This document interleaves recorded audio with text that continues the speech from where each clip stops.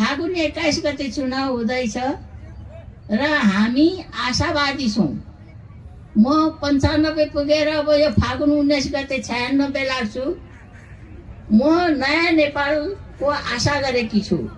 हाम्रा नौजवानहरूले, हाम्रा दिदीबहिनीहरूले, अब भोट हाल्ने हाम्रा दिदीबहिनी दाजुभाइहरूले सोचेर सम्झेर बुझेर नेपाल र नेपालीलाई माया गर्ने, नेपाललाई चिन्ने, नेपाललाई बाटो देखाउने, नेपाल के हो भनिकन यसरी बुझ्ने रहेछ अब भोट हाल्नुपर्छ।